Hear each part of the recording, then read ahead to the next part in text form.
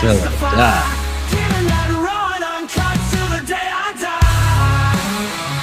Yo. Till the day I die. Angry Cowboys fan, are you down to ride? Angry Cowboys fan, are you down to ride?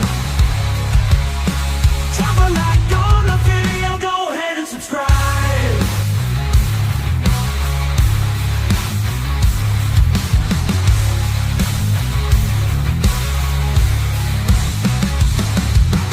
Cowboys Nation on a mission to regain that throne. With our soldiers on the field, we're getting deep in the zone. Giving that CCC, classic Cowboys content. Angry Cowboys fan is who we with. Angry Cowboys fan.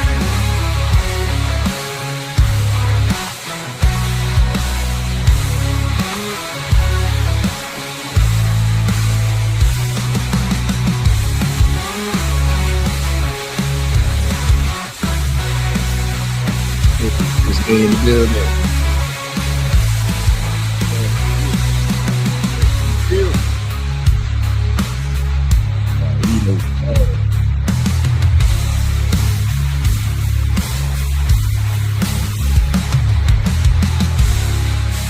Getting that CCC, classic Cowboys content. Angry Cowboys fan is who you with. Angry Cowboys fan.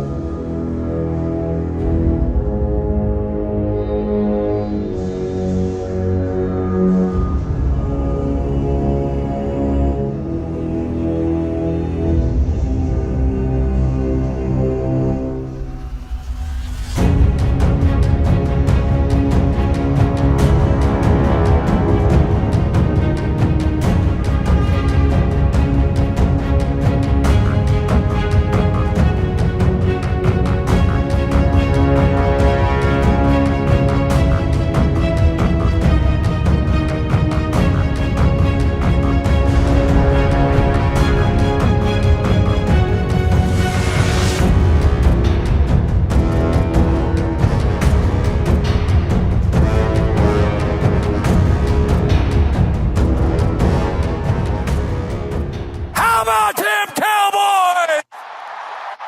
Angry Cowboys fan, are you down to ride?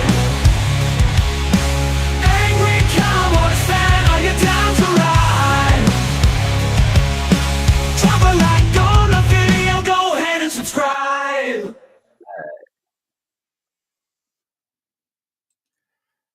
What's going on, Cowboys Nation and angry Cowboys fans around the world? Let me move my mic real quick. Y'all know who it is. It's your man, the angry Cowboys fan. Just coming on here on a Tuesday. Want to see how y'all doing. I had, checked in with different content creators, see how their lives is going. Shout out to Landlord from Alabama and Henny the Moore. Shout out to them. Also talked to a couple more content creators, if that's a way of saying it. More content creators, and boy, there's some stuff cooking. I can't open the pot and let y'all sniff it real quick, but there's something cooking, and I like what I hear. But y'all know how I do these things. Y'all know how I get them started. I always get them started with talking to y'all, the chat. See who's rocking with you, man. Chris May, what's going on with you? Kelvin, what's happening? Tricks in the building. Carlito Cash. All right. Hey, Jared Thomas in the building. Nisi, what's going on with you? And Kevin McCarthy. McCarthy. Kevin McCarthy's in the building. All right. Angie in the building. What's going on with you? Sebastian Wise is in the house. I truly appreciate all y'all. Truly appreciate everybody that wants to rock with your man. And I would appreciate it if you could hit that like button. And if you're not subscribed to the channel, please subscribe to the channel. But anyway, I wanted to touch base real quick on a question that I had from Chris May. Chris, Don't believe the hype. Public enemy. Don't believe the hype. Because you will find, man, I got people like CD Lamb, Micah Parsons. I mean, I got Rico Dowdle on the friends list, but like Cavante Turpin done popped up in my, people you may know section. And I'm like, man, that ain't them. Especially like you click on them and they started their Facebook like 2 days ago and they got like 2 pictures of CD Lamb that you could get from Google. You know what I'm saying? So yeah, don't believe the hype, brother. Don't believe the hype. Everybody want to be somebody and everybody afraid to be somebody. You feel what I'm saying? Oh, damn, that was a gem. Ooh, wow, I just dropped that one. Holy moly. But yeah, don't believe that CD Lamb. All right. Um, yeah. All right, let's see. Yeah, see, man, Tricks. He said it too. Carlito said it too. Nah, he ain't got no Facebook groups. Nah, he too busy to be running Facebook groups. That's some fan or somebody that just wants engagement. Don't fall into that trap. All right, Jared says the angry Cowboys fan media has absolutely blasted Dak Prescott for his recent comments. Yeah, I was gonna get into that during this live tonight. The recent comments from Dak Prescott saying that we're pretty much neck and neck with the Philadelphia Eagles, who are in Philly, currently hoisting that Lombardi, currently cleaning up from the Super Bowl, the Super Bowl parade they had. You know what I'm saying? They're cleaning up from that, while the Dallas Cowboys is cleaning up from the remnants of the 2024 season. So Dak might have to catch these strays. He might have to catch these because like that's one thing that I get where he's coming from. Cause like when he's on the field, when we clicking, when we're good, like 2023 season or whatever, we do either split or we run the table with Philadelphia, with Washington, with New York. Now that Philadelphia is hoisting that Lombardi and they did everything right last year and we look dumb by not even making the playoffs. Save that, Dak. Keep that thought in your pocket, just for next year, just in case, we come out swinging and we got a good record and we got a better record than the Eagles, then you could say something like that. But to say something like that when the Philadelphia Eagles are in the spot that you want to be in, yeah, nah.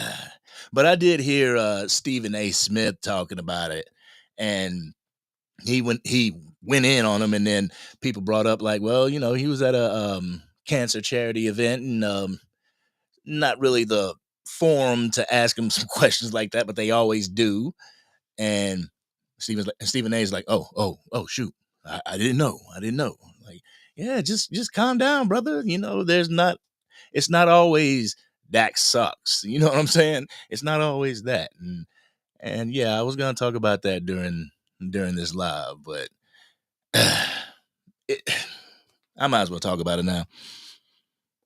The hate this man gets is ridiculous. It is ridiculous, Cowboys Nation. Like, I am looking everywhere I scroll, whether it's X, Instagram, Facebook, wherever, I am seeing somebody's downfall, somebody's negative. If they blew it or if they choked, they're doing the whole Scooby-Doo thing, pulling off the mask. You got Patrick Mahomes here, and then they pull off the mask and it's Dak Prescott. Like, man, I have seen that meme so many damn times. It is driving me crazy. Like, so with any quarterback in the league, if they fail to win a Super Bowl, they're going to be a Dak Prescott. And that's what I was talking about. That's what I was talking about to you guys before. It's like no matter what Dak Prescott or even the quarterback of the Dallas Cowboys. I mean, we saw it with Tony Romo too. But they can't catch a break with anybody. And they can't catch a break with anybody because there's 2 types of quarterbacks that can't catch a break with somebody. It's the one that's always winning that can't catch the break, and it's the one from the biggest brand in sports entertainment. Oh God, I hate to say it like that, but the one in the biggest brand in sports. Let's put it that way. Those 2 quarterbacks always get hated on, and I just don't understand why. Like, you want, and the whole thing is for the Dallas Cowboys to win another Super Bowl and, to get past where we haven't been for the past 30 years. But when a team does that, because I believe the Kansas City Chiefs had like a 50-year drought before they won their first one. But, you know what I'm saying? But they did that and they became the dynasty. And they became the ones that was winning multiple Super Bowls. You know what I'm saying? They became the litmus test and they got hated on for it. So the Dallas Cowboys make it there, they're just gonna get hated on for it. So it's a never-ending cycle, and it's a cycle that draws a lot of people in. And oh, did you hear what Stephen A. Smith said? Oh, did you hear what this person said? That's why, like, I try to highlight stuff from those 4 and 3 letter networks just to be like, the real deal, or how could you have that take? Kind of calling them out on that take, and I just hadn't got to that one, but it just boggles my mind. I know there's a lot of people that just don't like Dak Prescott. They don't like the fact that he took over for Tony Romo. They said that he stole the job from Tony Romo, but he did exactly what he was drafted to do. He was drafted as the backup to the backup. And both of the quarterbacks went down, and he went in and did his job, and he did his job higher than expected. I mean, who expected him to do that? The guy from Mississippi State. Who expected that? Nobody. And when he went in there and he did it, he shocked everybody. There was a lot of people in Cowboys Nation that jumped. Yeah, we with him. Let's go with him. Let's roll with him. But there was a lot in Cowboys Nation that fell back and was like, dang, he just did Tony Romo like this. He just did our quarterback like this. This is dirty, man. We don't like him. Boom. And they haven't liked him ever since. So whether you lose the Super Bowl, Patrick Mahomes, or you win the Super Bowl in some way, shape, or form, somebody is going to compare Dak Prescott to that, or them to Dak Prescott. Jalen Hurts, he's only been in the league this long, and he's had 2 Super Bowl appearances and 1 victory. Dak Prescott's he's blah, blah, blah, blah, blah. Why is that a narrative? Why is that a narrative? Because misery loves company, and people just love to bring another person down or bring another sect down that they see winning, and they want to win. So their only other recourse is to hate until they win. You know what I'm saying? But on some realness, I really haven't heard from too many Philadelphia Eagles fans. Man, I got Eagles fans in my family, and I got friends that are Philadelphia Eagles fans, and I really haven't heard from them. I would figure that they would be plastering my timelines and my feeds and stuff with Philadelphia Eagles stuff. Yeah, Super Bowl, bam, we won. I think I saw it that night, and then really nothing else. I haven't had a lot of people in the comment section go Birds and stuff like that. I'm like, dang, what happened to what happened to the Eagles fans? Damn, they still downtown? Like, shoot, they must be still celebrating, because I ain't had too much hating over here. But that still ain't gonna stop people. I just, because if it were me, if the Dallas Cowboys had just won the Super Bowl, I'm sorry. I might be insufferable. I might be the one over there, like, every other post from me is, yeah, we them boys. Yeah. Raven in the building. What's going on with you, Raven? Yeah, but if you're just tuning in, it's just like the whole Dak Prescott stuff is getting old. It's getting old. And the thing is, if it's getting old for us, it should be getting old for the organization and the players. And Kevin Evers, what's going on with you? Kevin says it right here. Dak and company need to change the narratives. They need to change the narrative. Even the 90s Dallas Cowboys are getting tired of today's Dallas Cowboys using all their flair from the 90s like they done did something today. Like, you haven't done anything. Like, keep it a buck, Micah Parsons, like, you haven't done anything, really. His charm got him where he is. You know what I'm saying? Like, he's a really athletic person. Don't get it twisted. He's an athletic beast, a lion. But damn, bro, you choosing some real crazy ways to talk about the team and to put your team out there to kind of put yourself over the team.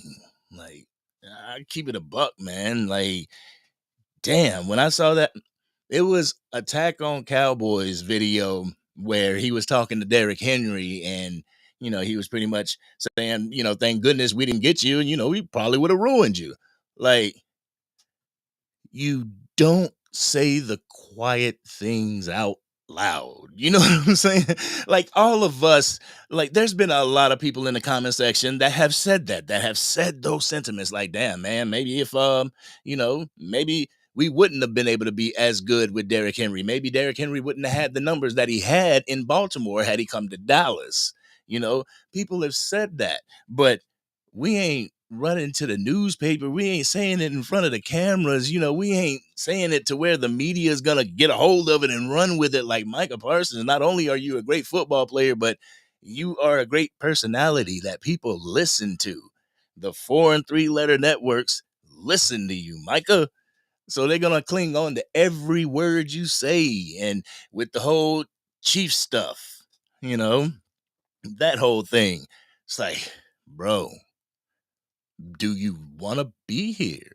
Do you really want to be here? Because if you don't want to be here, like, that's a fear of mine. Like, if Abdul Carter dropped in the draft and he dropped to the Dallas Cowboys, I'm questioning, because I'm like, do you want to be here? Because for certain, Ashton Genty, for certain, he wants to be a Dallas Cowboy. He has said he wants to be a Dallas Cowboy, and he's stuck to that. But Abdul Carter, he's like, man, I want to be an Eagle. For real. He's like, I want to get drafted to the Philadelphia Eagles, which obviously ain't going to happen. But just for him to say that, I'm like, now I kind of have my reserve. But anyway, that's neither here nor there. Dak Prescott they need to change the narrative. They need to win a Super Bowl. They need to etch their name into Dallas Cowboys history without etching their name into the fans' memory of just being another team that couldn't get it done. You know what I'm saying? Because there's a lot of teams that just couldn't get it done. And the only reason why we remember them is because we remember the bad. We haven't had that good to be able to say, yeah, remember back in 2011, 2012, we were able to get this. Nah, we ain't got that. And it's a shame that everybody in the division has been to a Super Bowl other than us in, like, the millennium. Yeah, it just, oh man, it makes me sick to my stomach to even think about it. But every team goes through that drought. Every team goes through that drought, and the Dallas Cowboys are no different. That's why I get kind of angry with the 3 and 4 letter networks, is because, like, they try to make Cowboys Nation believe and feel like their drought is any different than any other team when it's not. You know what I'm saying? 30-year drought. Like I said, Kansas City got 20 more years on us. And they ain't have the amount of trophies that we have in the case now. You know what I'm saying, man? It's just crazy, man. It irritates me. Anthony, what's going on with you? What's going on with you? Hey, Ramon in the building. What's going on with your brother? What's going on? All right. They just, Nisi said it right there. See, they just got to embrace the hate. Embrace the hate, but make it fuel. Don't make it hang your head. Make it hold your head. Hold your head up high. You got this. See, that's how I feel with, like, being a Dallas Cowboys fan. I tip my hat up. I hold my head up. Hold my head up high, because y'all gonna hate us. Y'all gonna hate us because you ain't us. I hate to bring it back to that, but you hate us because you ain't us. Ass. Anyway, man, they gotta embrace that. I would use that. Like, I would have Michael Irvin in the locker room before a game. I would have Michael Irvin in the locker room before a game. Like, talk to these men, pep these men up. You know what I'm saying? Like, pep these men up, give them a talk, and then have the captain do what they do. Have the captains do what they do. But, man, Michael Irvin had me ready to run through a brick wall, for real, though. But if they're gonna use anything from the '90s, that's what I think they really should use. Just that intensity and that to want a championship and want to bring it home. Like sometimes I question it. Like, does Jerry want to bring it home? Does Jerry want a championship? Or is he just cool with hanging around the rim of being mediocre? It's not even hanging around the rim of the Super Bowl. You're hanging around the rim of making it to the playoffs. We gotta have something more than that. Willie T, what's going on with you? What is going on with you? All right, let me see. Let me see. Oh, that's a big one. Says Stephen A is wishy-washy. 1 foot in, 1 foot out. Nothing he says makes sense. He's two-faced. Please don't pay that man any attention, Cowboys Nation. He's a Dak and Cowboys hater. Absolutely right, James. Absolutely right. Real talk. And that irritates that irritates the crap out of me.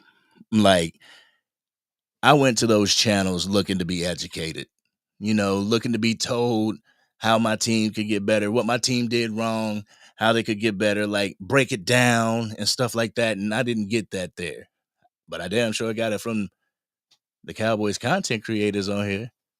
You know, I go to a J Tuck video, see a breakdown, and feel better, feel more confident about the position that he just broke down. Or he'll keep it real. Foot's the king. They'll keep it real with us and be like, this is what to look forward to. This is what not to look forward to. We didn't get that from the 3 and 4 letter networks. We don't get that from Stephen A. I had to break it down to somebody in the comment section, the difference between constructive and destructive criticism. Just recently, about a couple days ago. And I'm gonna talk about that too. But but yeah. So now there really shouldn't be any Dallas Cowboy fan that should have to subject themselves to the 3 and 4 letter networks. Not when you have wonderful Cowboys content creators out here that will give you the real, that will down the middle, no ifs, ands, buts. Some people a little bit more critical than others, but there is a style of content creator out there for everybody. So nobody should be ignorant in these times.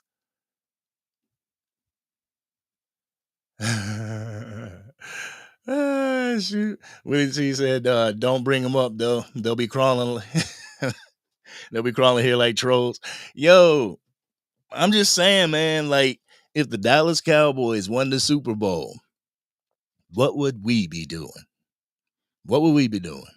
Because I know me personally, I'd have made like 5 TikToks, have three posts on Facebook. Like, yeah, we them boys. We them boys. We finally made it, But that's all, man. If we don't want the trolling, then we got to do something about it. They got to go out there and do something about it this year. And I'm hoping, but the coaching hires make me feel better, but what Jerry does behind the scenes makes me feel worse. Like with this whole Micah Parsons thing and putting negativity out there about Micah. Like, we all knew this was going to come. That's how predictable his strategy is. And you just sit there, with your hand on your head, like, damn it, it's happening again. Like, why? Why is it happening again? And then you get a post from CD Lamb that's pretty much saying the same thing that you're feeling. Why is this happening again? Why can't we just go out there and play football and win games? Like, I hate seeing the dysfunction. And then on top of that, see, I wouldn't mind the dysfunction if everybody in the NFC East was dysfunctional, because you ain't got no room to laugh. But yep, Philadelphia Eagles and the Washington Commanders, it's like they got it figured out. Next year we'll see, because as y'all all know, Kellen Moore took the New Orleans Saints head coach job. So there's another offense that the Philadelphia Eagles is going to have to get accustomed to. And with the Washington Commanders, that second year blues for the rookie. His sophomore year is usually what they call the sophomore slump. People get all the film on him that they need from this year, and they figure him out. I mean, shoot, the first game, was it? Yeah, the first game, the Cowboys clamped him up. Like, the Cowboys defense clamped Jaden Daniels up. So we'll see about them next year. Hopefully, the train starts to slow down with the Washington Commanders. But yeah, if the New York Knicks, if they go and sign somebody, if they sign a decent quarterback, then there's a fear of them starting to have a resurgence. You got Malik Neighbors over there that's just waiting for somebody to be able to throw him a good ball. And who knows if that's Shadur Sanders. And Ryan Day, what's my dude's name? Shoot, the coach over there, he better be careful. If they draft Shadur Sanders, Dion might be coming. And you might be out of a job.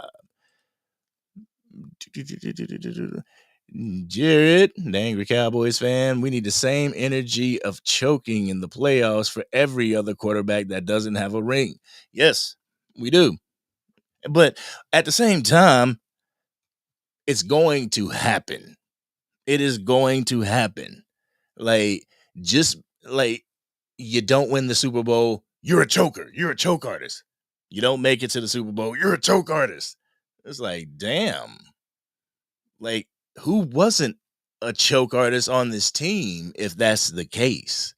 Because people complain about Micah Parsons not showing up in the playoffs. I mean, I seen a post pretty much saying that, saying something along the lines of, what was it? What the defense didn't do in the playoffs, what they could do in the regular season, but what they couldn't do in the postseason. Like, yeah, man, everybody. But I will give that San Francisco 49ers maybe those two games. I'm like, yeah, the offense should have been able to score a little bit more, especially when we were top. We had to have been top 10 in scoring those 3 years that we went to the playoffs. So at that point, it was just like, yeah, y'all could have scored more. But there was other games that's like, yo, the entire team could have done better. But there are also some games where it was like, yo, your offense kind of balled out. Where was the defense? But at the same time, everybody needs to get that same energy. It's not just one person on the team that should be just getting ridiculed. Like, no, that constructive criticism, give it to them. Like, tell us where they went wrong. And like I said, a lot of these content creators, man, they'll sit there, and I'm getting used to it, but we'll, sit here and break down film, man. I'll watch all kinds of film, like, okay, they could have did this better. They could have did that better. And this is where they got us, stuff like that. It's not just like, okay, yeah, the defense did great. Oh, the running game was awesome. The O-line they was doing their job. Damn, Dak can't throw. It ain't never been that. It ain't never been that. So I kind of circle around to the whole, how can somebody say that one person sucks when it's never been everything was clicking but that one person? It's never been that. So nobody ever talked bad about the 90s Bills team. Ooh, see, Niecy? Yeah. Nobody ever talked bad about the 90s Bills team or Jim Kelly going to 4 straight Super Bowls and laying a goose egg. That team was stacked. Man, I remember, man. I remember watching the Cowboys and just like, like Sports Center when it came around and everything. And the Bills, how they were just like the Andre Reed, the Don Beebes, like Thurman, man, Bruce Smith, man. The Bills was a sight. And going into the Super Bowl, like the first one against the Bills, it was like, okay, are we gonna get this? Second one was like, man, we got this. We winning this. It's over. But yeah, the Bills, nobody gives Jim Kelly that smoke. I don't even hear Jim Kelly's name being mentioned, to keep it a buck with you. You know, we ain't a part of Bill's Mafia, but at the same time, I wonder because, to keep it a buck with you, to continuously make it to a divisional round or an AFC or NFC championship and keep getting bounced. Keep getting bounced. Whether it's divisional or NFC, AFC championship, keep getting bounced. I wonder if Bills Mafia, if half of them are like, we should get rid of Josh Allen. I wonder. You know, that really, yeah, that I'm curious about that. Just because, like, I would figure, like, yeah, getting to the playoffs and getting bounced in the wild card round, that's disappointing. That's disappointing.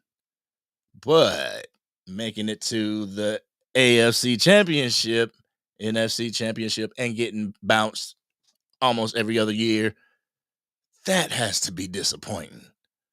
But I wonder if they point the finger at just one person. You know what I'm saying? But that's real good to bring up, Nisi, man. Like, for real talk. What's going on, the one and only Ron the Don? What's going on with you? Hey, Raven just got off work. All right, man. Make it to the crib, kick off your shoes, relax your feet. Yeah. We live in a trolling society now. That's what it is, man. That's what it is. Like, people just want to, like, somebody come in here, how about them cowgirls? Laughing face. And it's like, really? Like, really? Like, it took you all night to come up with that, didn't it? Like, why? That was like a whole thing that I went through in the comment section with a commenter. He said that he was gonna unsubscribe, but you know, he just, like, the first comment that he said, he kind of came off rude as like, stop talking about this when I was going in on Jerry. Stop bringing the drama. That's what it was. And I'm like, bringing the drama? Nah, bro, nah. I am not gonna stop banging this drum until change happens. I may be one of the only few, you know, but I am not gonna stop sounding the alarm on the same old crap that Jerry Jones puts out. I'm not gonna do it. I'm not gonna do it.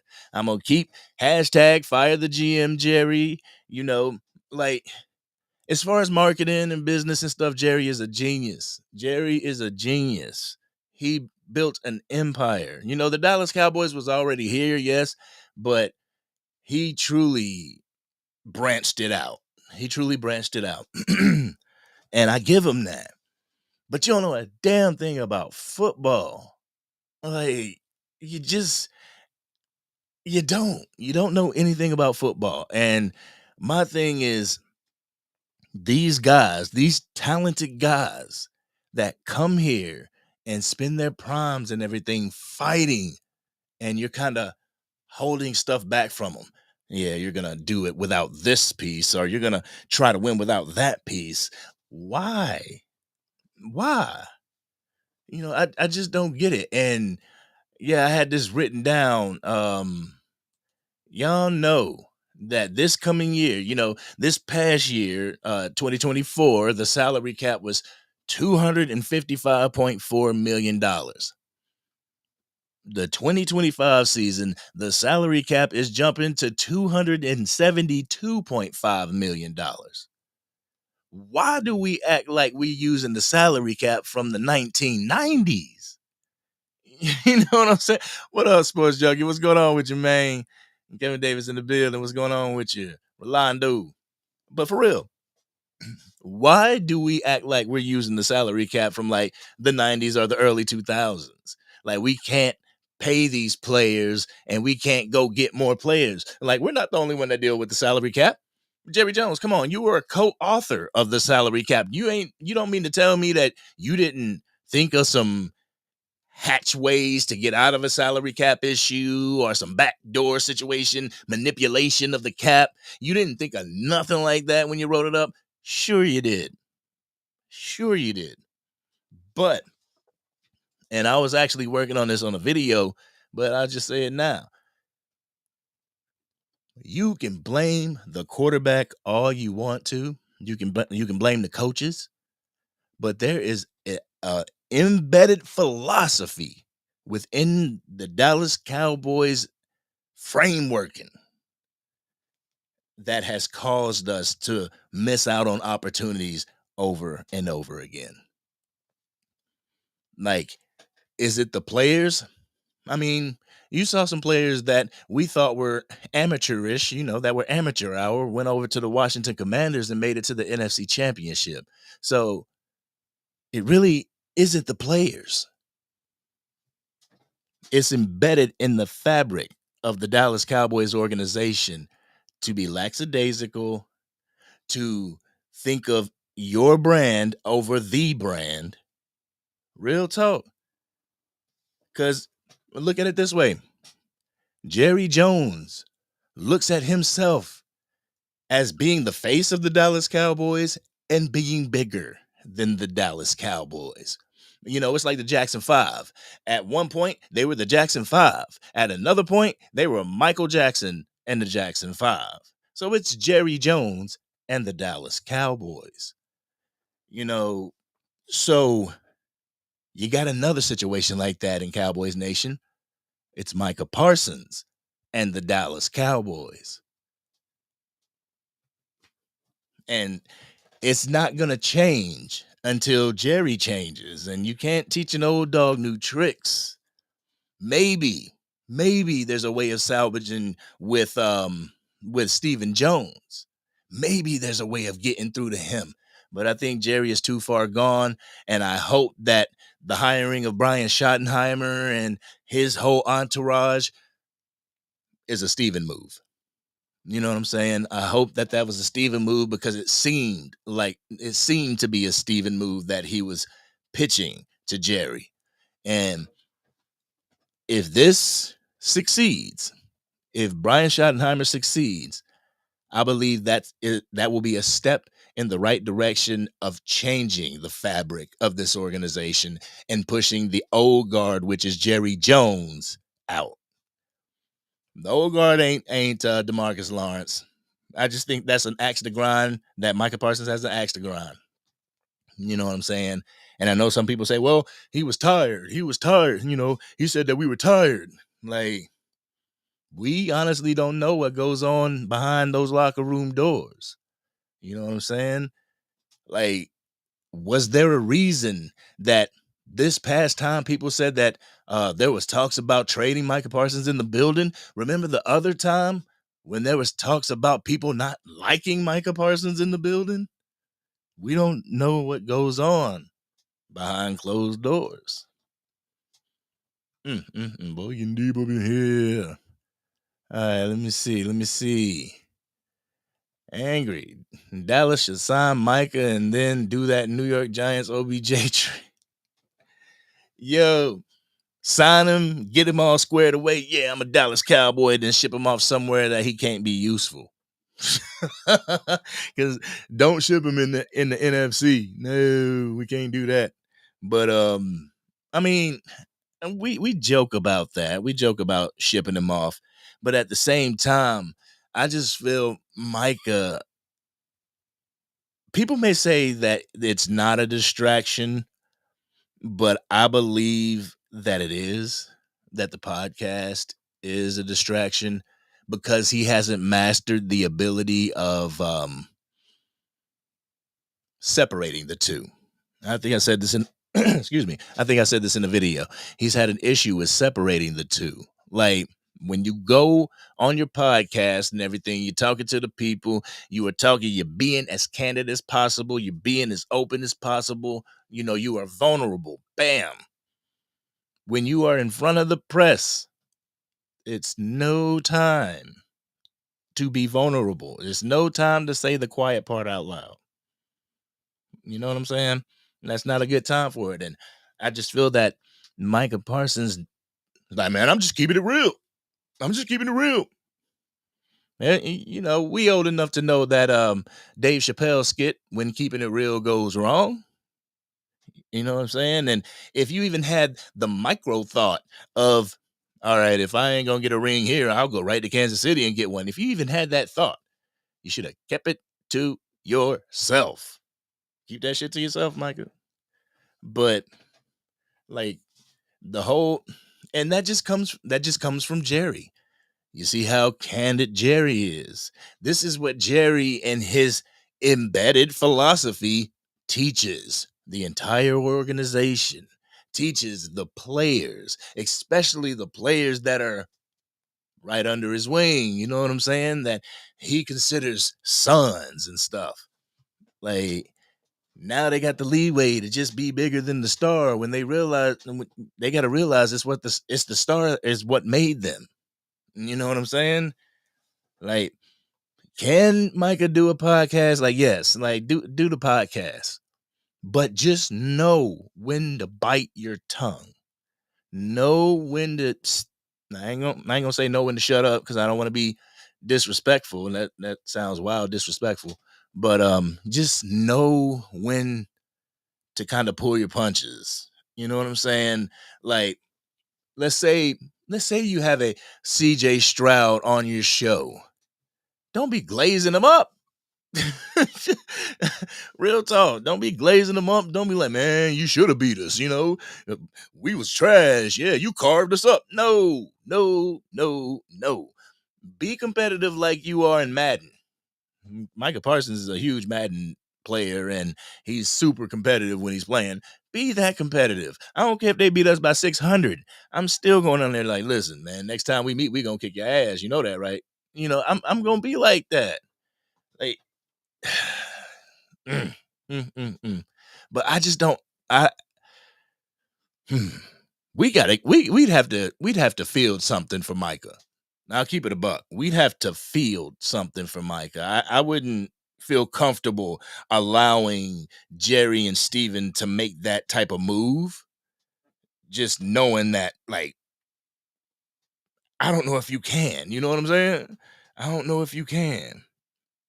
Hey, just want to let you know, Angie, thank you. Thank you for the $10 cash app. I truly appreciate y'all. Y'all help keep the lights on. Real talk. And yeah, I said it in the pinned comment. Like, if you plan on sending any type of super chat now or even in the near future, like, YouTube is acting up on me for some reason. So if you could send it to the cash app, I truly appreciate it. Truly appreciate it. Thank you again, Angie, for the cash app. Yes, ma'am. All right, let me put that back on my screen. All right. But yeah, we'd have to get it. We'd have to get a boatload. And my thing is like, yeah, we could get a number one draft pick. We can get a number one draft from who? From who? Who is going to give us their number one draft pick this year and next year for Micah Parsons? Somebody that picks at 28? That kind of defeats the purpose. I mean, we could definitely use another first round pick, but we trying to get something that's up there. So yeah, I don't know about letting them go. Shoot. Mike is one guy that I wish would give us the silent treatment. Sick of hearing him yap, to be honest. Yeah, man. Yeah. I think we all kind of sick of it. I think we're all at the point of like, listen, dog, before you conquer the radio waves and the podcast syndications, conquer the football field. Give us fans something to brag about.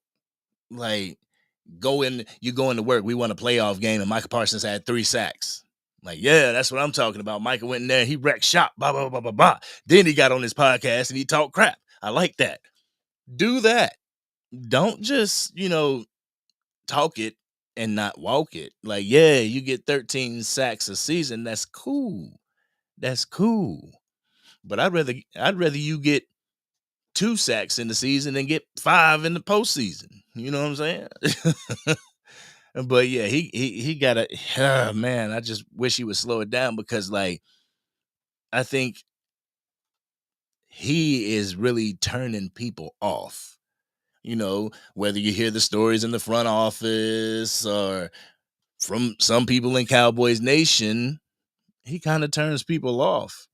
And me, I'd be like, listen, I'm about to show y'all better than I can tell y'all. Man, I got this podcast, but don't worry, watch what I do during the season. And I go out there and I wreck shop. I go on my podcast, like, let's say we made the NFC Championship, got bumped. I'd go right to my podcast after the game, like, all right, Cowboys Nation, we made it to the NFC Championship. I had 17 sacks this season. Can I do my podcast? They'd be like, yeah, go ahead, do the podcast. But right now, I just think it's the issue of separation as far as podcast and PR stuff, and he just needs to get a hold of that. He's still growing though, man. Micah Parsons is still growing. He's going to be going into his, first contract that ain't a rookie contract, and he got some growing to do, and he ain't even hit his prime yet. That's why I feel like if you hang on to Micah Parsons, you are going to be able to take advantage of a ceiling that he hasn't even hit yet. I feel Micah Parsons has a ceiling he has not even hit yet. He has an ability that he hasn't even shown Cowboys Nation or even the NFL landscape. But the thing is, I don't think he knows to tap into it. I believe it's going to take a decent defensive head coach, a defensive coach. It doesn't have to be head coach. It could be a coordinator, but a defensive coordinator to tap in to that potential and show what he can do. At that point, you're gonna have a monster on your hands. He's gonna be unstoppable. And another thing with Micah is, like, I know we've always said, like, be off the ball sometimes, but get off the line, get your hand out of the dirt. That's one thing that I really want to see more of. Not his hand in the dirt, but taking him away from that defensive end spot, because I just feel that neutralizes him in one spot. It neutralizes him in one position, and they can key on him. Like, if he's floating around that offensive line, you don't know where to key, then what you gonna do? You know what I'm saying? You can't plan for it, but knowing that he's at the defensive end spot, yeah, we can plan for you. We can scheme for you. We can run towards you. But if he's in the middle, like, that's why I like the double A gap mug that they was doing with Mike Zimmer. Like, when he was in the middle, like, okay, we're either gonna have to bounce it out, or we can't. If we're running right at him, we're running right up the middle. And it was pretty much a stop. But as far as Micah, yeah, give us the silent treatment. Stop talking. Henry may not have the numbers, but he did. But if he did come to Dallas, who's to say Dak wouldn't have gotten hurt? Okay, Dak wouldn't have gotten hurt. And with Bland and Parsons coming back from injury, who knows? I truly think, like, he got hurt in the 8th game, right? I think we were 3-5 when he got hurt. That still leaves room to where you could possibly lose 1 or 2 more and make it to the playoffs. You know what I'm saying? So you're right. Like, hindsight, if this stuff wouldn't happen, like, the season wasn't over when he went down, put it that way. But the season was over when he went down. Because, you had some people like, Cooper Rush can do it. Like, when Dak was in the game and Dak was playing, like, put Cooper Rush in. Cooper Rush can do it. Put Cooper Rush in. And then we got a season with Cooper Rush. Well, he just like Dak. Well, if he just like Dak, he would have got us to the playoffs, because Dak got us to the playoffs last year. Eddie says, I love my Cowboys, but to have some of the best players you could want, but every year they get rid of the good players for a draft. Why go for something else when you already have it? That's another thing too. Like, if you're trading off Micah Parsons or whatever, and you're getting those drafts, you're getting an unknown commodity. You know what you have with Micah Parsons. And like I said, the ceiling hasn't even been broken with Micah Parsons. So why would you risk that for an unknown commodity? And that's the question. That's the question. That's the gamble of the NFL. Like, you could get 2 first-round picks, draft the first rounder with the Micah Parsons trade, and he bombed. It's like, damn. Now we're gonna have to hit on the next year because this one bombed. And what if the next one bombs? Then you're out of a great player. People throwing the generational talent tag on him, but you're throwing that away for something that might not work. I wouldn't. I mean, the more I think about it, I'm like, he's annoying, but at the same time, that makes me think about the situation up in New York, well, New Jersey, the Jets. Man, don't you know the New York Jets brass, the front office, and Aaron Glenn? They told Aaron Rodgers that, yeah, we really want you here. We want you to be the quarterback for the Jets moving forward. But if you're going to be the quarterback, you can't do Pat McAfee anymore. Like, they told him that he can't do Pat McAfee anymore if he wants to be the quarterback of that team. And I'm like, shoo, that's what I'm talking about. You know what I'm saying? That's what I'm talking about. Way for Glenn to just go in there and try to regain the control of the organization. Because when you have a quarterback like that, when you have a quarterback of such high regard, they're going to come in and try to establish themselves, their offense. They're going to establish like who they want, like they got Devontae Adams. They just, Aaron Rodgers is here. All right, we're going to get them. We're going to get this person, blah, blah, blah. No, Aaron Glenn went in there and took the reins back. Like, I'm the head coach. I'm going to decide on the personnel that we bring, so on and so forth. Obviously, the GM as well. But as far as the players, nah, they got Aaron Glenn to answer to. See, that's what I wish the Dallas Cowboys would do.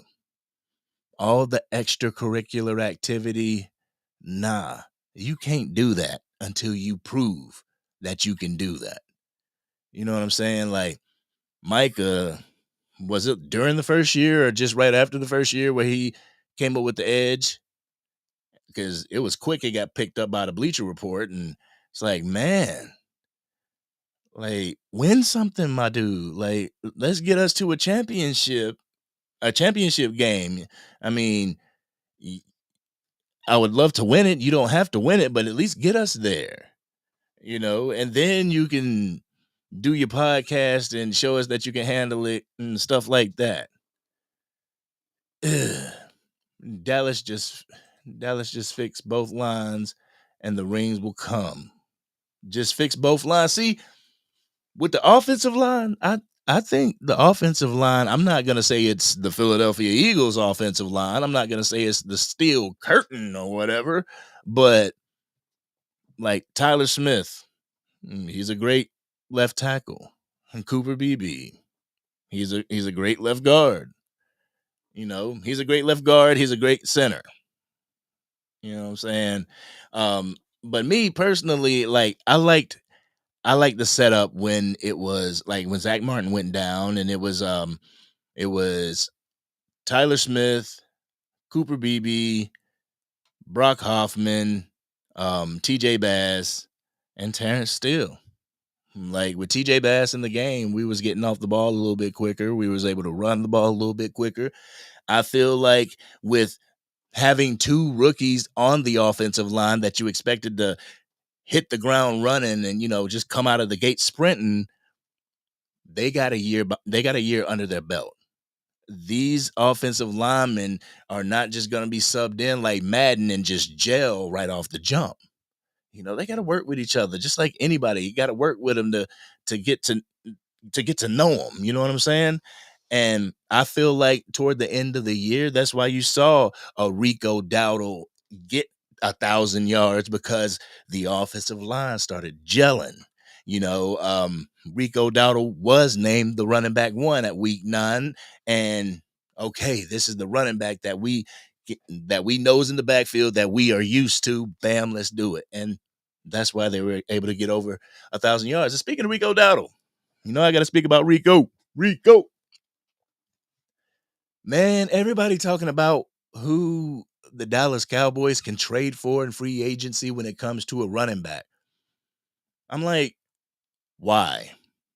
Why? We are looking for these running backs, especially if our primary goal is to get one in the draft. Why are we going to spend $8 to $10 million for a running back when you got Rico Dowdle? Like, no, did he run for, he didn't break a 30-yard run or a 20-yard run. It's like, okay, he broke over 1,000 working full time from week 9. Like, this could be a good addition to your team. This can be a good RB2 for your RB1 that you're going to draft, hopefully at number 12. You know what I'm saying? So, like, and the money that you would spend on a free agent 10, you could probably get Rico for cheaper than that. Coming to Rico with 6, and he might take it. 6 for 3 years, six for 3, 6 per year for 3 years. So be an $18 million contract. Like, shoot, come on now, keep Rico Dowdle. But as far as fixing the defensive lines, I feel like the Dallas Cowboys, they do need to go into free agency for a defensive tackle. Like, I think having a veteran presence at the defensive tackle position would work well for the Dallas Cowboys defensive front. You know what I'm saying? Like, I know y'all remember Jonathan Hankins. Like, he was an older gentleman, went to the Seattle Seahawks. We let him walk, but he was an older gentleman, and I feel like the run, even though we couldn't stop the run, we were able to stop the run better with Jonathan Hankins in the lineup. But I think we need to get a good quality defensive tackle from free agency and plug him in there, as well as go to the draft and see if you can draft a high quality like defensive tackle, get another defensive end, maybe a linebacker. And I think we're ready for the 2025 season. Hey, Game Time Brian, what's going on with you? What's going on with you? I'm a little late in the comments. Rico, what's happening? Otis done snuck in. What's going on with you? So, hope everyone is safe and having a good day. Having a good day, brother. Having a good day. Coming up, chopping up with you guys. Love it. LT Ray in the building says, angry. There was a Packers fan saying to get rid of Love and their coach in case they lose out in the playoffs too. Wow, they were saying get rid of Love? Like, man. I don't know, man. There's some ungrateful NFL fans, real talk. Like, man, you get rid of Love and then what? You get rid of Love and then what? You've lucked out the past 3 quarterbacks. Well, the past 2 quarterbacks, you really don't know with Love, but what Love showed you the first year he was able to do things, brought you to the playoffs. So just like let these guys work. Like, Love didn't get a full year to what, last year? Like, man, let these guys work. Jeez, I'm crow. All right, free agency is for the trenches and draft picks are for the skill positions. Exactly. That's what I'm thinking. Yeah. Yep, get that defensive tackle. But I think I think we can get an edge from the draft too. I think we can get an edge from the draft. There's this one edge I was looking at. What's his name? Let me look at it real quick. Hop in my draft simulator. What's his name? Mike Green, the edge rusher out of Marshall. Yeah.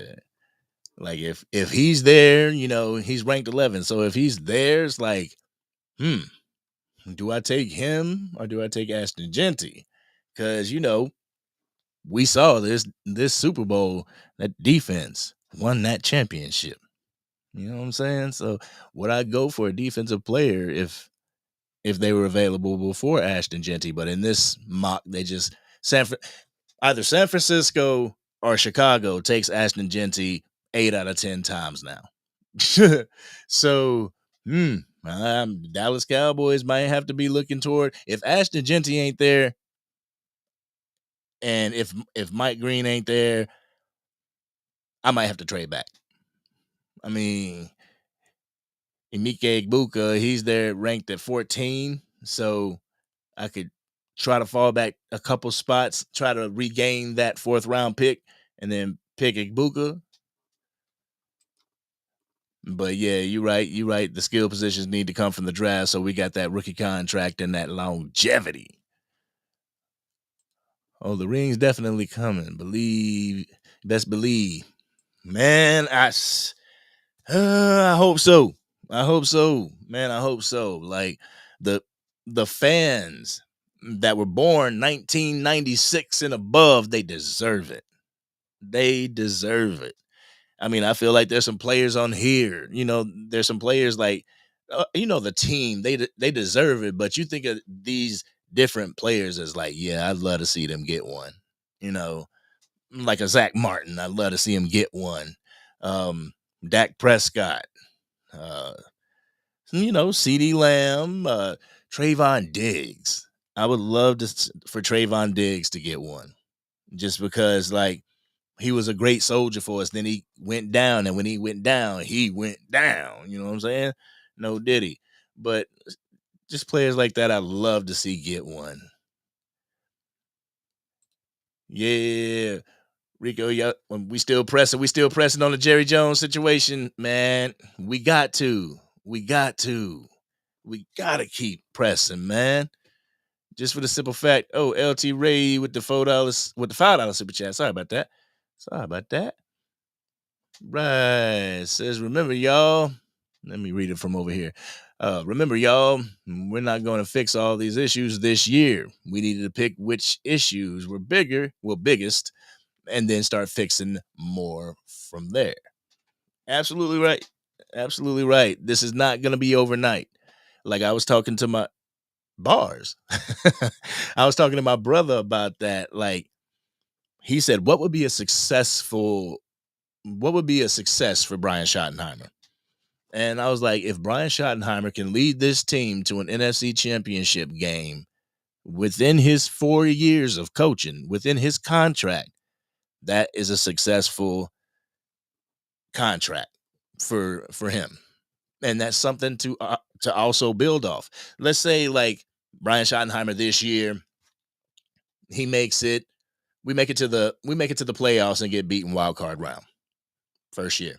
Second year, we make it to the divisional round, get beaten the divisional round. Third year, we make it to the NFC championship game. We get beaten in the NFC championship game. And then his 4th year, he makes it to the Super Bowl and we win. How can we not say that's not a success? How can we say that's not a success? So, yeah. Y'all just, pump the brakes and let's not expect the world out of this first time coach. There's going to be bumps in the road. There's going to be some snags, and just got to roll with him, and hopefully he can roll with him. Hopefully he can adjust from them, change from them. And I believe like something that the Cowboys have been missing, and I believe we all think this way, something that the Dallas Cowboys have missed for years is that heavy dose of the run game. Like Colin Cowherd has said it about Dak Prescott. Like we have seen it, when we have a powerful run game, like our offense can compete with anybody. Like, and don't be fooled by all these haters out there. Well, y'all had elite squads. Like, no, we didn't. We didn't have an elite squad. You look at this. You look at anybody from the 2023 squad, except for CeeDee Lamb. Would an Eagles fan trade anybody on their team today for anybody on the Dallas Cowboys in 2023? I highly doubt it. But we had an elite squad, though. But anyway, thank you for the $5 super chat, LT Ray. Truly appreciate you rocking with the channel. Help supporting the channel. Yeah, we trying to keep the lights on over here. Yeah, Willie T, it. Keep the pressure on. Keep the pressure on. He said what he said, and now we got to back him. Yeah. But the thing is, Rico, man, and I think you're talking about Dak. Dak said what he said. Now we got to back him. He got to back himself. You just made that bulletin board material, bruh. You just made that bulletin board material for the current Super Bowl champions.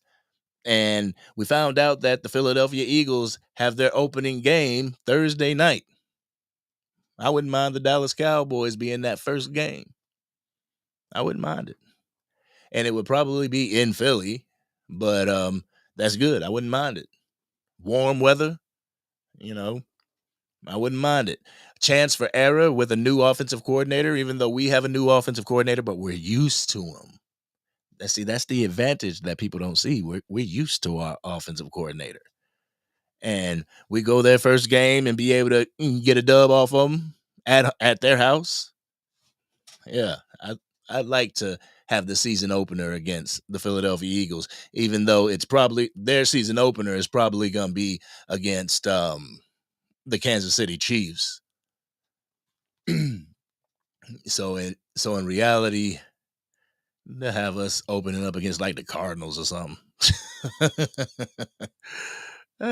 Shoot. Let me see. Jerry Jones needs to be quiet. Absolutely right, Roberta. Absolutely right. In my opinion, success for Shoddy is getting our run game, play action, and defensive playing more consistent with each other. See, I like that. I like that. I like that because you ain't set these huge high expectations for him. Shoot, my opinion of success for Shoddy, he got to make it to the Super Bowl in the first year. Otherwise, it's a wash. What? Come on now. You got to give that man a break. Let's at least wait till year 3 to put the weight of the world and him on the hot seat. I mean, unless he doing absolutely bad. If we come out the gate and we like 3-9 or something like that, like yeah, you might need to sit down, brother man. We might need to get a coach in here. But I just don't foresee that happening. I don't foresee that happening. Like we got a coaching staff. This coaching staff, I feel good about, and I ain't felt good about the coaching staff in a while. Like in a while. But I feel good about this one.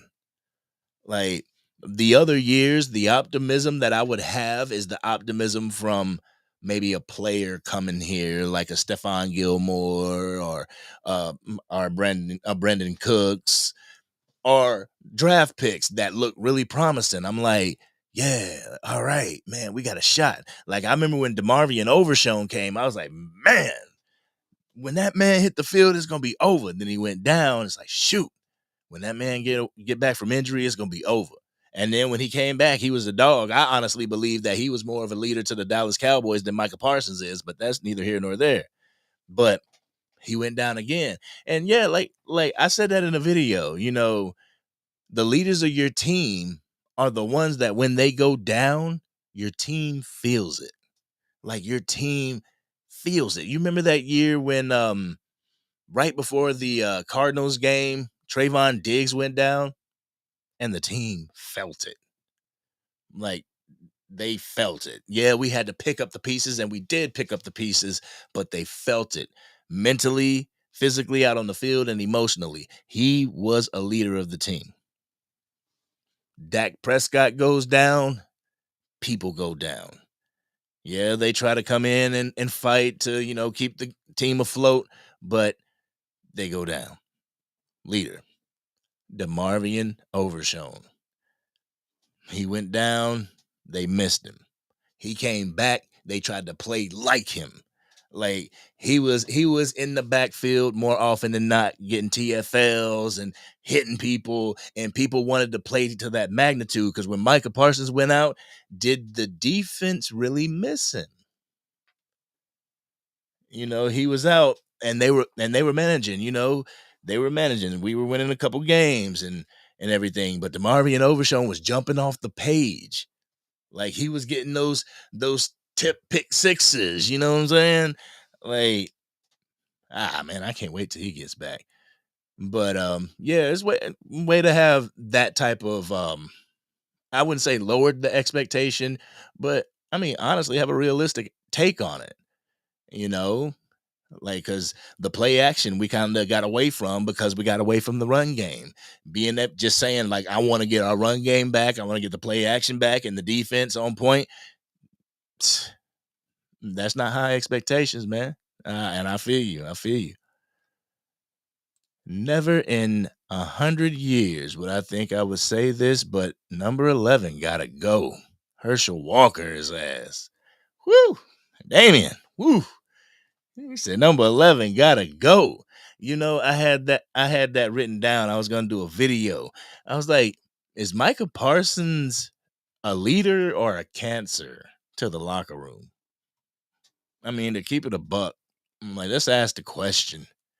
Like, is he a motivator or is he an intimidator? There's a difference, y'all. There's a difference, and people gravitate differently to those differences. You know, the motivator will get everybody to run through a brick wall. The intimidator will get a couple people to run through a brick wall, and the other ones to run to the brick wall because they're scared of what the intimidator will do. You know what I'm saying? There's a difference, man. There's a difference. And it's really hurting that leadership ability in him. Like a leader would not have forced or tried to force DeMarcus Lawrence out of the picture or blame things on DeMarcus Lawrence. A real leader would have co-led with DeMarcus Lawrence until DeMarcus Lawrence bowed out, and then that co-leader would become the true leader. There's more than one leader on the team. And for him, like, oh, the old guard is conflicting with the new guys. And they're like, no, you're conflicting with him. That's what's going on. You're conflicting with him. You're conflicting with Malik Hooker. Like, it just it makes me wonder if like everything's true.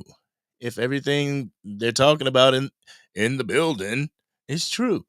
That people don't like him. Damn, Micah, and Micah could be. Micah could be such a dog. Like he could be such an animal on the field if that was the main thing. If he let the main thing be the main thing, man, he'd be super scary. Uh, let's see. It's okay. We've had potholes. Just only watching them get bigger for nearly 30 seasons. Guess anything's possible. Yeah, super potholes. We waiting for that asphalt to resurface them things so we can keep on rolling. Man, Keith in the building. And said the boys were always a run heavy team. And I'm also glad to hear that they're trying to get that swagger back. Yeah, always been a run heavy team. Always worked off the run. Like the run opened the pass with the Dallas Cowboys. And now it's like they didn't know how to transition to the pass heavy league. So it's just like, oh, shoot, throw the baby in the water. It can't swim, but throw it in the water. Let's see if it can. No, no, no, you don't do that. Like when the league started morphing to the pass heavy league, you should have been going with them instead of sitting back looking to see how they do it and then attempting it. No, no. Now they're going back to the run centric NFL because you can't truly go away from the run. Like I was talking to my brother about this, like basketball. Basketball went strictly three. Pass it around 3-point line, pass it around, shoot. Like I would take two shooters on the outside and the other ones that could drive to the hole, finish at the bucket, do things like that. I would take that any day of the week. Fundamentals, I will take it over a pass happy league because there's going to be that time where you got those hybrid safeties down there in the box and they can't stop the run.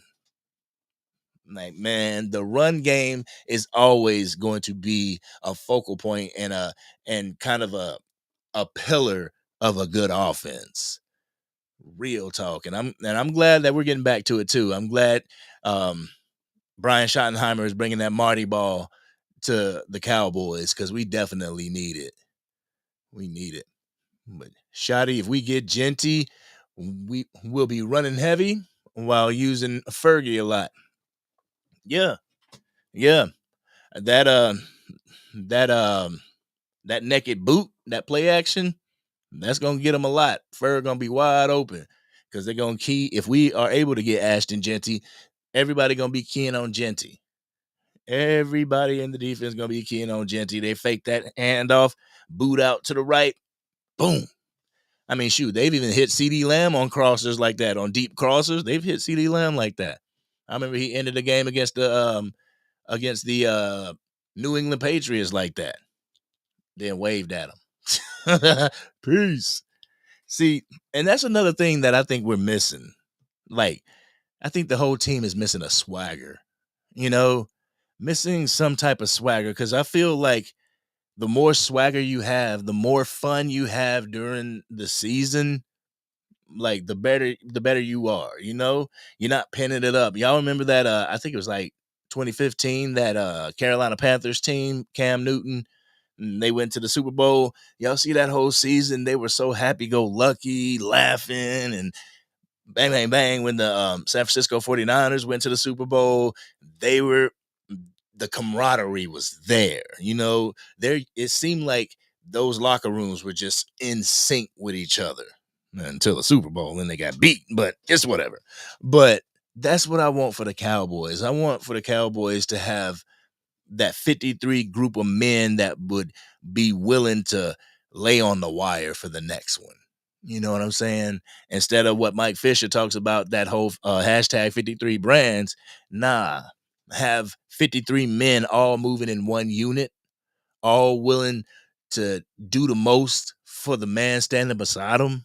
Like, that's what we have been missing in Cowboys Nation with the Dallas Cowboys. That's what they have been missing. Like, because I feel like I ain't never stepped foot in the locker room, in their locker room, I'm saying. But it just feels like the lunchroom in a high school. You know what I'm saying? A lunchroom in a high school, you got the popular cool kids over there, you got the golf kids over there, you know, you got the rednecks back here and stuff like that. That's what I feel like the Cowboys are. It's like a bunch of cliques.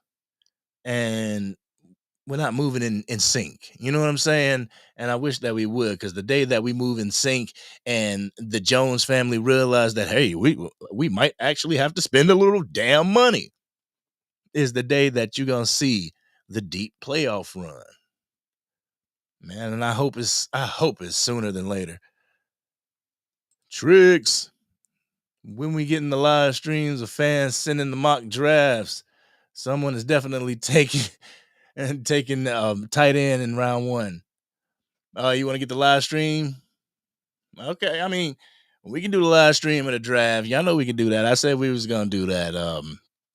I was leaving it closer to the draft, but I mean, we can do it whenever y'all want to do it. Y'all let me know. I'm down for whatever. You know, I'm here to entertain you guys. But yeah, but I tell you, I'll do it. I'll do a mock draft like 3 times a day. Real talk. Like, all right, is Ashton going to fall to us this time? Because like I said, the San Francisco 49ers or the Chicago Bears snag Ashton Genty every time. And the 49ers is at number 11 and the Chicago Bears are at number 10. So, but he, every so often, he will fall down to me. And I got a strategy for, like, if he's off the board, I got a strategy. If he's on the board, I got a strategy.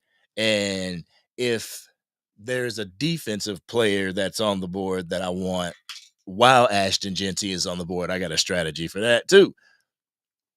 Too bad for Ashton Genty, though, he wouldn't be a Dallas Cowboy. But because the way the defenses had been rocking in this playoffs, I realized, like, yeah, we definitely need some weapons on the offensive side of the ball, a running back and a wide receiver, but bolster that defense. Bolster that defense. And Tay Felton from Maryland, man, that's my sleeper. That dude is my sleeper. Like, right now, PFF, Pro Football Focus, they got him ranked at 204. So meaning, like, you could get him in the 5th round of the draft. Like, I wouldn't wait to get a wide receiver to the 5th round of the draft. No, if I had to double dip, I would double dip. But that's a sleeper right there, dude. Real talk. That is a sleeper. But I'm gonna get to a few more of these comments, and then we're gonna get up out of here. Because I done kept y'all on for an hour and 20 minutes. You know, it's been a movie, and I want to keep y'all on that long. So, Anthony, angry. We need a home opener. Haven't had one since 2022. Okay. We need a home opener. You know, I had this thought in my head ever since watching the Super Bowl and everything, and seeing Radio Row, you know, how they do Radio Row for the Super Bowl. I was like, wouldn't it be cool to have a Radio Row for the Dallas Cowboys the home opener of the season, and having a bunch of Dallas Cowboys content creators, your favorite content creators, all at a convention center. Y'all able to come chill with us, you know, talk with us, get on some of our shows with us live and stuff like that, man. And then we do that at, like, let's say Friday night into Saturday. We do it Saturday into Saturday night. And then Sunday, we all go and watch the game together. That's if the Jones family done acted right in free agency and in the draft. If they haven't, I ain't going to no game, damn it. But anyway, yeah, just doing something like that. Everybody getting together, everybody having a good time, getting their entertainment, meeting the guys that do this content for y'all. Like, I just feel that would be super dope. That would be super dope. But yeah, we need a home opener. We need some home get back. That's what we need. We need some home get back. We gotta yeah, we gotta get some get back at home, because that's some bullshit. I'll tell you the truth. This past season was a bull at home. Yeah. Yeah, Nacy, absolutely right. I laugh like, yeah, the Cardinals. Oh man, we're gonna be opening up against the Cardinals. Yeah, but the last time we played the Cardinals, they beat us. So that was that trap game that everybody was talking about. Yeah, so you're right. At this point, we can't take anybody for granted. And keep it a buck. We cannot take any team for granted, because I bet there's teams out there that's taking us for granted. So we got to go in there like every game is the playoffs. Real talk. All right, Big Sarge, Tyler Guyton should be in the weight room and working on his hand placement all off season. Yeah. Yeah, man. You have to work on it. You got to be in the weight room. You got to be working out with the coaches in order to get your tool bag. You know, I think Marshawn Nealon also needs to be working on his tool bag, things that he can pull out against different offensive linemen, and vice versa with Tyler Guyton. You know, because Tyler Guyton, you're going to see a bunch of the best in the NFL. You already saw like a Myles Garrett, you know? You already had to go up against people like that, a TJ Watt and stuff like that. Like, dude, work on your craft. Work on your craft. And I believe like Tyler Guyton would, because even after the draft of last year, right when he found out, right when he got drafted, boom, he was in Dallas. He was in Dallas working offensive line specialist, working with him, you know. So like, just give Tyler Guyton some time. He's going to start gaining those tools that he needs to keep in his tool bag. And I think, like, especially with the offensive line coach that we got coming in here, and Connor Riley, like, he's worked with Cooper Beebe, he's worked with Deuce Vaughn. So he's gonna know how to use Cooper Beebe. He damn sure gonna know how to use him, and he's gonna know how to team Tyler Guyton up with that. And Tyler Smith, you know, he's a beast anyway, so he is definitely gonna adapt. But man, I don't know. I got this offensive line maybe doing some things this coming season, and opening some gaps to where Deuce Vaughn will be running the ball. There's another running back in the draft that might get a nod, you know, now that we got Connor Riley as the offensive lines coach, and that's JD Giddens from Kansas State. Like, he's ranked 107. So you could possibly get him if you're able to. If Genty ain't there, you're able to trade back in the draft and retain a 4th round pick. You might be able to get a DJ Giddens. You know. But let's see. How you doing, the Angry Cowboys fan? I'm hoping you are the Cowboys will be better in 2025 with the changes the Cowboys made, and our running game needs to get better. Yeah, it does. It does. I believe if you can better your run game through the draft this year. There's a lot of running backs. There's a lot of halfbacks coming out of this draft that you can better your running back situation if you're the Cowboys. And that's not even saying getting rid, of a Rico Dowdle. That's pairing somebody with Rico Dowdle. Because if you pair somebody with Rico Dowdle, like an Ashton Genty, like, man, or Travion Henderson, yeah, I believe our run game's gonna be good. And you encompass that with that Marty ball, with that smash mouth ball, like it's 3rd and 8. We pounded it. Let's go. They in pass. We got them in pass. All right. They done pass commit. We running the ball. See, that's what I'm talking about. Like with Mike McCarthy, I believe when you saw Mike McCarthy do good and calling good plays, that was like, I think that was Brian Schottenheimer's influence on it. When you saw what you saw in playoff games, that was the lights getting the brightest and Mike McCarthy resorting back to what Mike McCarthy knows. Like, I can't listen to you right now. I got to listen to myself. So now that Mike's out the building and we got the actual architect, let's see what the architect can do. Angry, I don't see us being 3-9. I was just throwing a number out there. I was just throwing a number out there. I don't see that happening. I do not see that happening. All right, real quick. Let's see. Yep. That's what the Eagles seem to have. That closeness of the entire. Yes, exactly. Like, that was a brotherhood over there. And when they got Saquon Barkley, they invited that man into the brotherhood. And now you got them on late night talk shows talking about how they won the Super Bowl.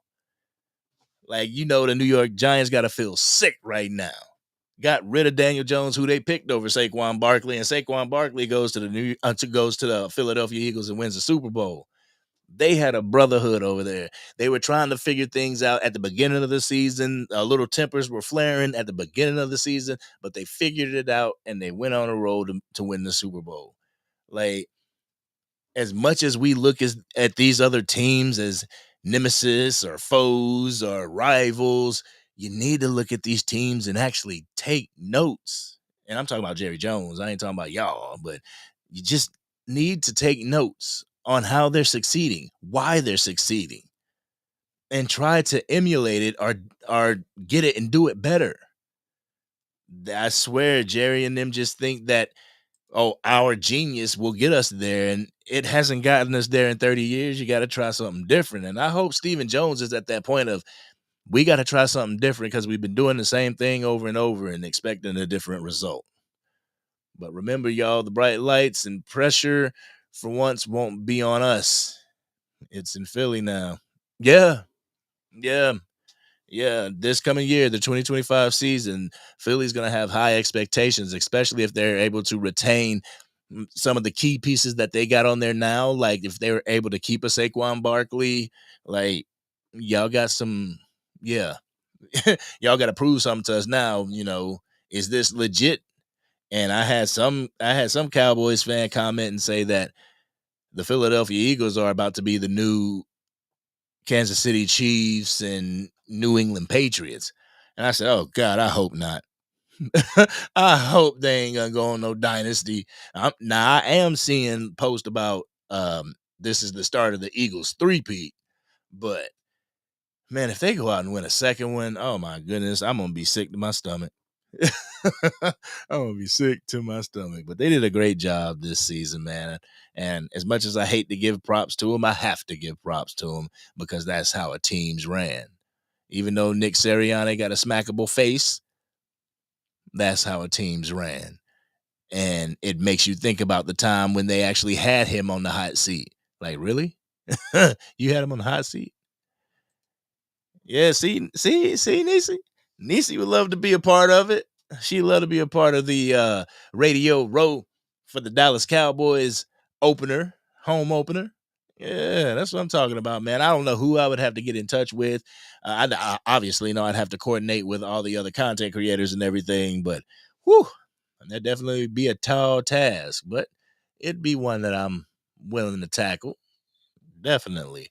I know I'm gonna be coming down to Dallas. I'm gonna be, and it ain't even for a game. Like I said, my wife's family lives in Trinidad, so we want to go down there. I go down to North Carolina, see my family all the time. We got to get down to Trinidad and everything. Hey, what's up, Mike? Love you, Mike. That's my brother-in-law. But LT Ray agreed. True cowboy imp. Maybe it's blind optimism, but I have a feeling the Cowboys are going to smash expectations. We're not going to the Super Bowl, but still. That's what I'm saying. That's what I'm saying. I believe like the Dallas Cowboys are going to go out there because right now there's a lot of people, some Cowboys fans included, but 4 and 3 letter network people talking about why they hired this man. This wasn't a good hire. Blah, blah, blah, blah, blah. And if he makes it, even if he makes it to a divisional round game, like this wasn't a good hire, but he got you to the divisional round. Now, this is something that we need to build off of. No doing more with less. No taking people away. Y'all see that the salary cap jumped over $17 million this year. No, add to this. And I actually got a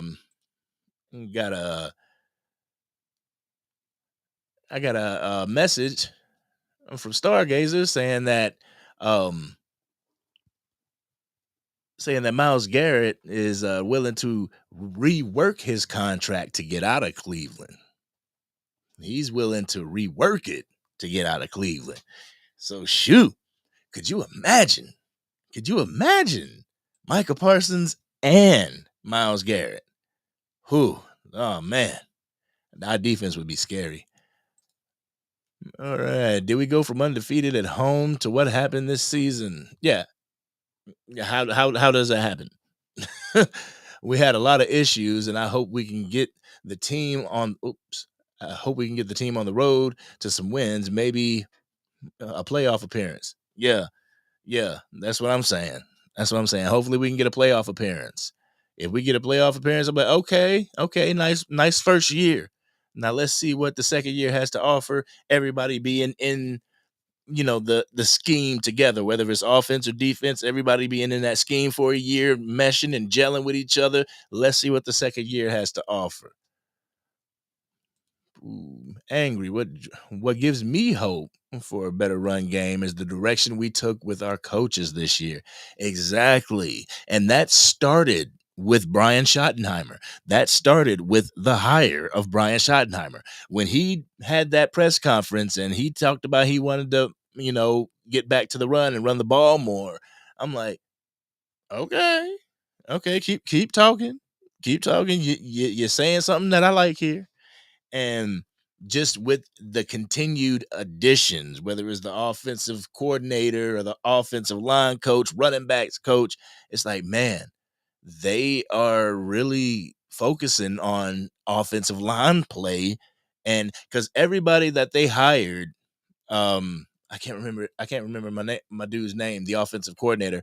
But the offensive coordinator, as well as Connor Riley, the offensive line coach, they both have experience in offensive line coaching as well as running backs coach. So like them two as well as the running backs coach, they are going to be able to work in tandem, something crazy. And I can't wait to see the outcome on the field. I think our run game gonna look pretty. And if our run game looks pretty, our pass game is gonna look pretty. I mean, even with, and I know a lot of people don't like Jalen Tolbert, but even with Jalen Tolbert on the team, I think our pass is gonna look good because our run is gonna look good. But I also love that a lot of our team players and coaches included have been written off. Ooh, written off, made fun of, told they're trash. It could make for a hard, angry team that's playing with a chip on their shoulder. See, and that's what I think about the whole Shoddy hire. Like, Shoddy has a chip on his shoulder that his father had on his shoulder. He's not taking the weight of his father and putting it on himself, but it is a great motivator to be like winning a championship for your father. You know, dad wasn't able to get this far, so, and I did. This is to you, dad. Or the fact that Brian Schottenheimer hasn't won a championship. I said this in one of my videos that Mike McCarthy, if he didn't have a job, which he doesn't have a job this upcoming season, he can sit at the crib knowing that he is a Super Bowl champion. I don't give a damn if it was won in 1908. He is a Super Bowl champion, so he can sit with that fact like, yeah, I retired a Super Bowl champion. Brian Schottenheimer can't do that. So he's fighting his hardest to achieve that ultimate prize, just like the players on the field are fighting that hard for the prize. The only people that we need to fight hard for the prize now is our front office. Real talk. What's going on, Teflon Breed? How you doing, man?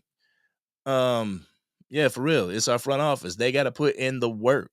They got to have the heart like we want the players to have that heart. The front office got to have the heart too. You know, it's trickle down effect. If they ain't got the heart, the team ain't gonna have the heart. And Dallas is a work in progress, and so I'm not expecting a miracle, just better football and a super berth in the close future. Always hopeful. Yeah, yeah. Like I said, like it could be the fourth year of a Brian Schottenheimer coaching era, and if he makes it to the Super Bowl in his fourth year, I'm like, those other 4 years of trying was completely worth it. Real talk. Micah needs to straighten. He needs to straighten out and get his head together. Yeah. Yeah. I just want him to remember that the main thing is the main thing. You know what I'm saying? Remember that the main thing is the main thing. The main thing is not the podcast. The main thing is not your popularity, your notoriety. The main thing is not you. Even though, yes, the main thing is you keeping yourself healthy, keeping your body healthy and in shape and so on and so forth. But at the same time, once you hit that, and I can't even say that, you are a Dallas Cowboy now. So each and every day that the season is in effect, like right now, you can probably go on your vacations and stuff. But once it's time for the volunteer OTAs and the OTAs and the mini camps and all that stuff, like when it's time to lock in, that's when it needs to be football. Football team unit one. You know what I'm saying? Like, dang, man. If we can get that one mentality, that one goal, just like the players need that one voice, the team needs that one goal, and everybody got to shoot for it. It can't be the players and the coaches are coaching and playing in spite of the owners. It can't be the owners is getting all the weapons, but the players and the coaches can't seem to get it together. No, everybody has to be in tandem. Everybody has to get it done. You know what I'm saying? Man, I swear, like I said, I didn't want to keep y'all on here this long, but we having good conversation. Just remember, y'all, it's any given Sunday. The Patriots were 16-1 and lost the Super Bowl. Yeah. Yeah. The Kansas City Chiefs were 15-2 and lost the Super Bowl.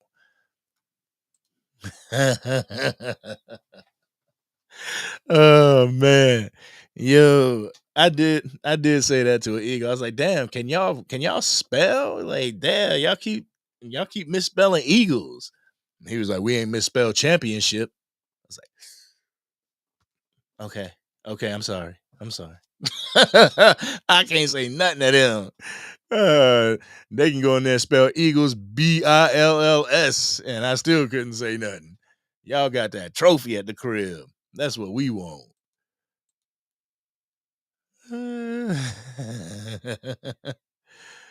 Ego. Welcome to Dallas, Miles. Oh, I would love it. I would love it. I would love it. Raheem, what's up, man? What's going on with you? What's going on with you, Jamal? Y'all came in a little late, but you're never late. You're always on time. But unfortunately, I'm going to be ending this real quick. I'm going to be ending this so we can have a good rest of the night. And y'all know me. I'm gonna go back to making videos and everything. I'll probably clip some of some stuff that we're talking about on here, clip it out, and make some videos. So if you see that, hey, just give it a watch. Angry, we're blessed. We have team play. We have teams play us so damn hard. Yeah, we have 17 playoff games. Iron sharpens iron, and the projected schedule that we have, the projected opponents that we have, is all iron. It's all iron. And that can definitely prepare you for postseason play. Like, you were playing a lot of teams that were in the postseason this year. Now you're playing them. Now you're playing them this coming year. I think, man. I mean, I'm not, like I said, I ain't saying we going to the NFC Championship or to the Super Bowl, but I got a feeling. I got a feeling that something's gonna click. I just got this feeling. What's all this chat name, or does it have one? Huh? What do you mean, man?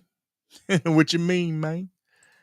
All right, like Dak said, we will be in the playoffs if not sidelined by injuries. This still is a 10 plus game. I mean 10 plus team. Yeah. Yeah. Yeah, I mean even with the issues that we had, like, if you got a good offense, if you have a good offensive scheme and a play caller, that can mask inefficiencies as well. That could be, honestly, the thing that puts you over the hump. You could have the players on your team already and not know it because you didn't have a really good play caller. Or you did have a really good play caller, but the head coach wouldn't let him call plays. But if I was a coach, I'd say there's nothing wrong with losing to a better team, but there's a lot wrong with losing to yourself. Ooh, that's a jewel there, LT. That's a jewel there. Yeah, that's what I'm talking about. Yeah, never lose to yourself. Never let you be the reason why we lose the game. Whether it's on an individual basis or whether it's on, an entire unit, offense, defense, special teams. Do not be the reason we lose the game. Do your damn job. And if you do your job to the best of your abilities, good outcomes happen. And if they don't happen, it's just any given Sunday, it wasn't your day. And to anyone trolling, the Chiefs are done. They're going to come back pissed off next year too. They are going to come back mad, but we got to come back madder, if that's a word. Deep fakes. All right, y'all, man. We're gonna go ahead and end it here. I appreciate everybody coming in, everybody rocking with the channel. Thank you to everybody who gave a super chat or a cash app. Thank you, Angie, for the cash app. Like I said, super chats are kind of wonky right now, so if you like to help support the channel, by all means, hit the cash app. The cash app is on the screen. Where is it? Right there. ACF DC for life. Angry Cowboys fan DC for life. All right, y'all. I appreciate everybody rocking with me, and we will see you guys again soon. All right. Peace.